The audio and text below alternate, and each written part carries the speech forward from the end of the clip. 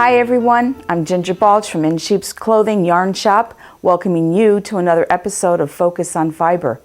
Did you know that you can take plastic grocery bags and make yarn to knit and crochet with? Well, you can, and today we're going to discover plastic yarn, or its official name, Plarn. So, why plastic? Well, what happened was one day I was sitting weaving, and of course I was working with wool. And I'm listening to NPR, and there was an interesting show on that really caught my attention. And they were talking about, which was something I did not know about, is that our trash goes into the ocean. Now I hear about it all the time, so I can't believe that I did not realize this at that time. But I was appalled by what I was listening to. And it was a show that some woman in England had done, and it was a documentary. And they were filming these dolphins that were in the ocean playing with plastic bags. They were just, being regular dolphins, just playing with them, tossing them up in the air and playing with them. The only thing with this is that eventually these dolphins end up eating them. And they would find dolphins eventually washed up on shore, dead, because they had ingested these plastic bags and plastic whatever. And needless to say, it really, really disturbed me as I was listening to this, just trying to picture these dolphins and what was ultimately going to end up happening to them. So it got me to thinking as I'm sitting there weaving. And I don't know, I just started thinking about the plastic grocery bags. So the next thing I know, I am cutting up plastic grocery bags, and I'm thinking, let's see how I can maybe recycle these things. So the result of this was actually this project right here. What I did was I took cotton thread in my loom and I used it for the warp. Those are the threads that go this way on your loom, for those of you that are weavers. And I cut the plastic grocery bags into strips, and then I just wove with them. So at first I made a few, longer pieces, and then I did some things, and I said, well, let's see what else I can do. So the bags were a result of that. This piece right here, this was a little placemat that I did. And as you can see, got a little creative, and you can use different color yarns for your warp to give you different looks, the same as if you were weaving with regular yarn. And one of the things that I noticed as I was weaving with these is that you would start to get little, depending on the grocery bags that you use, to start to become a real aficionado with grocery bags, is you would get little markings. Like, see how you have little red here? Well, that's the writing in the plastic grocery bag. So if you take a look at this grocery bag here, what's eventually going to happen is you're going to get white like this right here, but then you're also going to get shots of green going through it. So as I'm doing this, thinking about recycling, I'm also thinking, wow, I can kind of be designing with these plastic grocery bags. So went a little crazy doing it.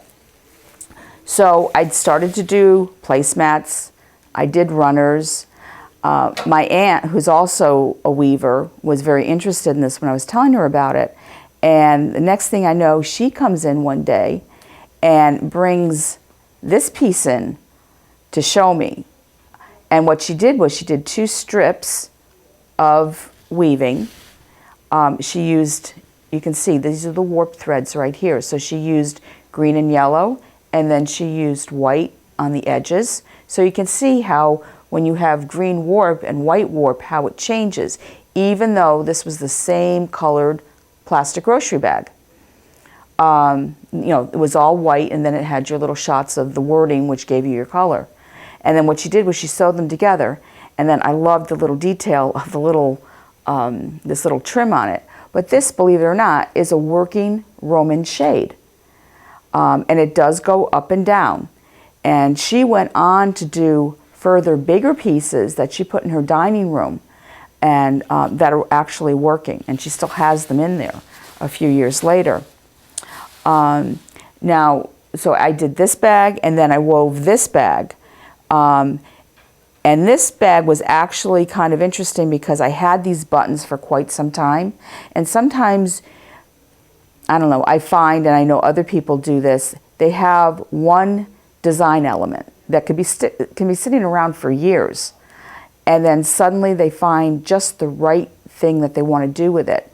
And so I saw these buttons and I said, you know what? And I had the idea. So this was going to be kind of the focus of the bag, but I did want to use the plastic grocery bags.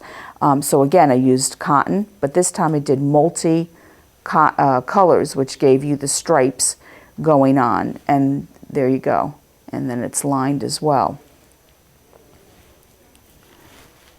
Now, doing these, I also had in my mind, one of the companies that I deal with puts out a magazine once a year. Ashford Looms and Spinning Wheels, they put out this wheel magazine. And it has all different kinds of things. Of course, they're promoting their projects, their things. But here we go. It got put into the magazine along with the pattern to make it. So if you decide that you would like to weave, this is the way to go. And then also there's a picture here of one of my aunt's large Roman shades. So it's an interesting, hopefully interesting article, and tells you how to make the messenger bag right here as well. But today what we're going to do is we're going to be talking about, if you're not a weaver, how you can use plastic grocery bags. You can knit with them. You can cut up the plastic grocery bags and you can knit with it, but it seems like it's a little easier, and most people tend to lean towards doing crochet. So this little bag right here was a variety of grocery bags, and you know the bags that you get for your newspapers? Well, that's where the yellow came from, and I believe the green and the blue came from. So I started scouring around where I could find all these different colors to do something a little bit more bright and fun. So if you would like to be able to do this, all you need is to get some plastic grocery bags, and you can go nuts with the colors. You can go running around different places. The only thing is, I mean, I like to say this is a great project for recycling. It's better to try to find some bags that have been sitting around or somebody else has that they want to get rid of, rather than going out and going to the grocery store and getting more bags. It's better to go bring those bags that you have to purchase now and get your groceries. Because eventually, I believe out in California, they've already done away with grocery plastic bags. And pretty soon, they're working on phasing them out here, which is a good thing. But the time being, we can make use of what we do have and recycle. So to get started, so you take your plastic grocery bag, okay? And what I do is I fold it down nice and flat like this. Just get this out of the way. Okay. Now to prepare it, what I do is you need a sharp pair of scissors. And then what I do is I flatten the bottom down. And this you don't have to be, really, really precise, because it's all going to get mushed up together when you go to crochet anyway. So now what I'm going to do is I take my scissors and I'm just going to cut off the bottom, the sealed part of the bag. And I kind of like to just kind of slide my scissors right across and be done with it. And then I'll take the other side of the grocery bag and I do the same thing. And I like to get rid of this little flat piece too. And I just cut across, straight across like that. Okay, so that's done.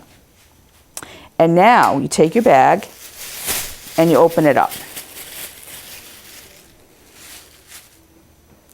Now the next thing is I'm going to cut into the bag a little bit, and then I'm going to just zip along.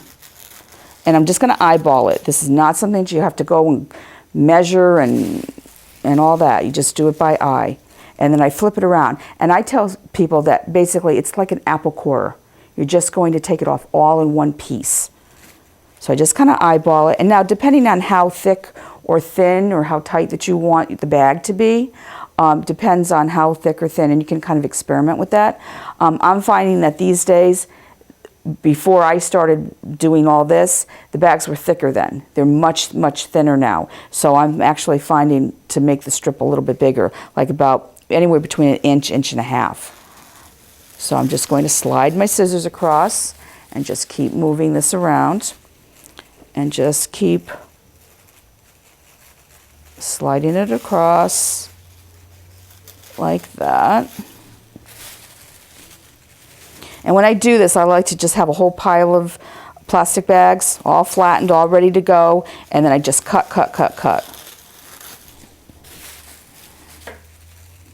This way I don't have to be interrupted while I'm either, if I'm weaving or crocheting. It's just, you have a nice big supply of your plarn. I actually hate that word, but that's what they call it, because it's plastic yarn.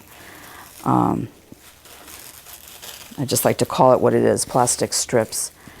I was talking with somebody just the other day about this, and she said it was very, very cool. She loved the idea. She said, but with all the wonderful things that we have out there to work with, she'd really prefer to work with that. I kind of don't blame her, but this is kind of a fun thing to do. It's a great project for your kids.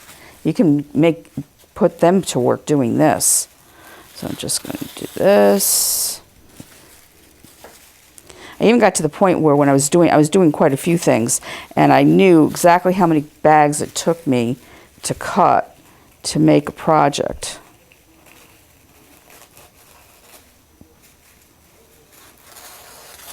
Almost done here. Now, as you can see, I'm not being totally exact. Just eyeball it, and then I'm just going to slide it right off. Done. So now what I'm just going to do is I'm just going to wind this up into a ball.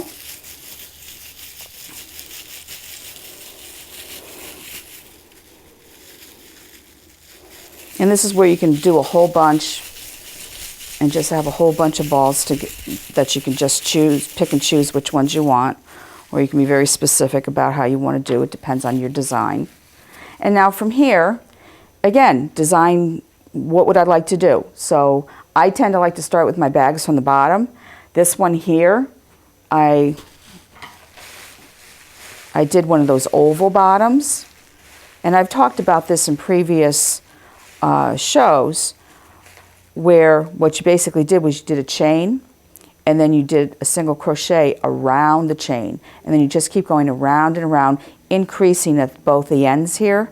And then you just go until it's the size that you want the bottom of your bag to be, and then after that you just stop the increases and you just continue to single crochet up as high as you want to go. So that's really simple. But today I'm going to show you tell you one more way that you can do this too. Is if you just want to make a square for a square bottom bag, or just want to crochet a rectangle. And then what you do is just crochet around those pieces and make the rest of the body of your bag. One of my favorite ways to do it, and kind of fast and easy, is just to make a round bottom. Gives you a little different shape too. So I'm just going to show you how I do that and how this works as yarn. And the other thing too is if it breaks, not a big deal. You just take another piece, or you can overlap. So what I'm going to do is I'm just going to leave a little tail, and I'm going to put a slip knot on, and I'm going to chain 3. So 1, 2, 3, do a slip knot. Kind of have to just be a little careful with it that you don't rip it. Okay, and then I have my chain, it's a little hard to see too. And now what I'm just going to do is I'm going to do 9 single crochets into the center of this. And sometimes you might have to change hooks. Now originally I was going to use a plastic hook, but I find that it tends to stick to your yarn to the plastic and makes it hard to get around. So I decided to use a metal hook. So that should be 3.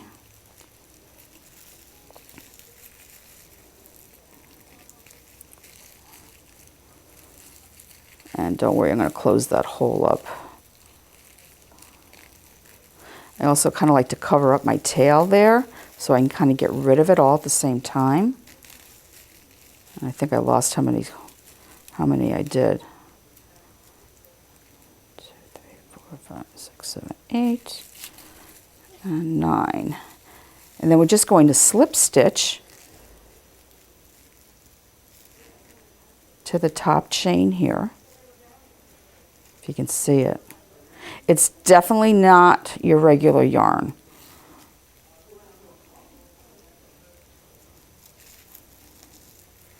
And sometimes rather than fight with it, I'm going to go the path of least resistance and just go wherever I can, because nobody's really going to be able to tell. So now I'm just going to chain 1, and then I'm going to do 2 single crochets in each single crochet I just did, so that I'm increasing. Now another thing that I've heard people doing with this is making rugs. Like a lot of people's grandmothers, this is nothing new to them, is to take the plastic plastic bags.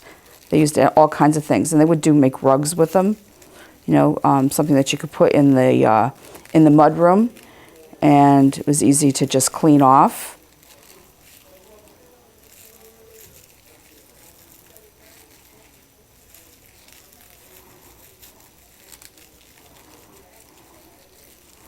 Now I also saw somebody carrying a really, as soon as they walked in, I knew that it was it was made with plastic bags. And they had gotten, it was imported, I think, from Africa. So it's probably one of those things where it's a great way for people to make some income with the stuff that's around them. But it really was very, very good looking. And it was crocheted. It was very, very tightly crocheted. And if you do that, it really does hold up very well. Now the funny thing is like with these particular bags here, people see them, they think, oh, these are beautiful, you know, they're great. And because they're made out of plastic grocery bags, they've got to be really inexpensive. Not the case. A lot of work goes into this, a lot of time and effort, and unfortunately, they are not cheap. Something like this, well, even something like this took me a really long time to make because I wanted it to be crocheted very, very firmly. I mean, it is really firm. And this is a great thing, like if you want to make a really big one and use it as a tote bag to go to the grocery store with, this is going to really wear very well, and it's going to hold a lot, and it's going to carry a lot of weight. So now I'm going to chain 1, and now I've done all my increases, so now what I'm just going to do is just do 1 round of no increasing at all.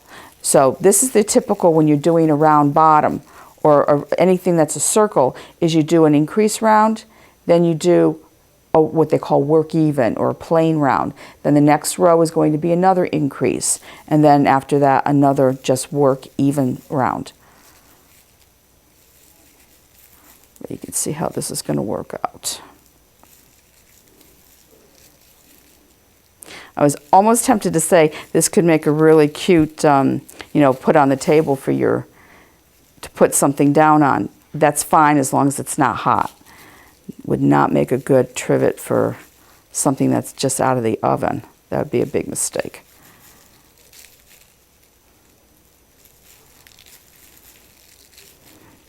But you can see how the colors are starting to show up like that. So it gives you some interest. Now normally I can really crochet a little faster than this, but there's a lot of drag with the plastic, and even on this hook, it just drags a lot on itself. So it takes a lot longer to work this than it would, like, say, a cotton or a wool or probably any other yarn.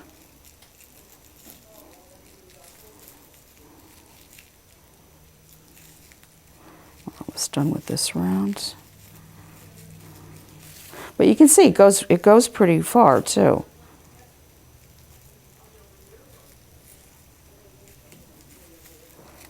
And then let's see. What I'm just going to do is I'm going to show you, like, if you have to change or add colors or different or another piece. We'll just get this all the way. You don't want to knot this. Just like a regular yarn, you're not going to knot it. So what I'm just going to do is end like this, where I have two loops on my hook, and I happen to have another color here. And then what I'm just going to do is leave a tail, and I'm going to wrap around the hook so that when I pull this through, there we go. There's no jog in the color. You're just ready to go with your next one. Now, another thing that I like to do at this point is I'll take both of those tails and I will crochet over them. So I'm crocheting over those two tails, and I'm going to go back through that hole, pull up my loop, whoops, yeah, and I'm going to crochet over the tail. It's just one less thing that you have to do when you're done. You don't have to weave it in. Just have to find my hole here. Over the top. There we go.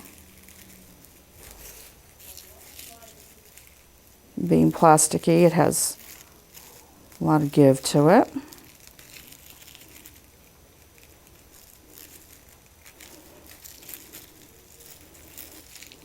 Now, there are actual websites that I've gone on to that I've seen people where they've, this is all they do, is weaving with plastic.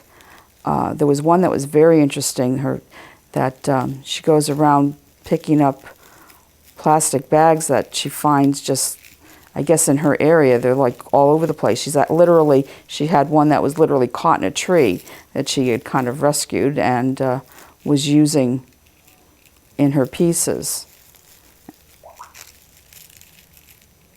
So then you can see I've got this incorporated. There we go. So you can see that, there you go. There's your new color incorporated, and just go round and round. And you just go round and round as far as you want for the base of your bag. And then once you've gotten all your increases, you stop increasing and then just continue just to work even, no increases. And that will bring the the body of your bag up straight. And if you want, at that point, you can either increase or decrease if you want to go in or out. But that's all there is to it. And like any kind of yarn, you know, what you make is up to you, your creativity, your imagination.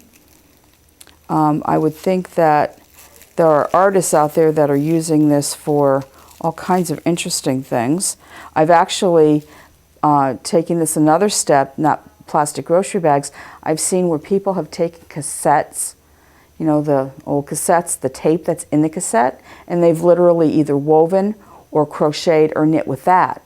You don't get a big variety in color with it, but it can make for some very interesting work. So it's just, when you start thinking about all the things that we throw away, just with your own creativity, your own artwork, you can do a lot just with recycling things. And the thing is, it's nothing new. Our grandmothers knew about this. I mean, rag rugs. That they were simply and of course it wasn't called recycling then. It was called making do. It was called, you know, absolutely making do with what you had.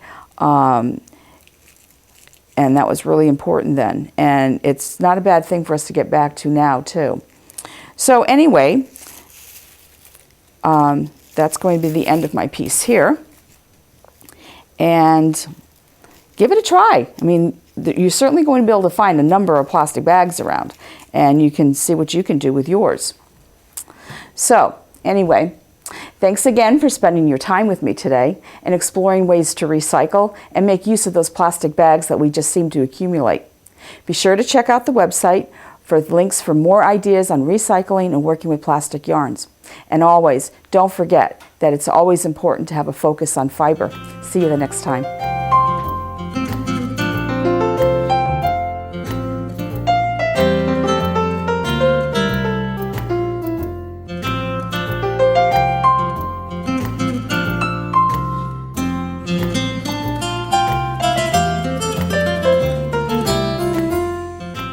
Funding for Simsbury Community Television is provided in part by contributions from viewers like you.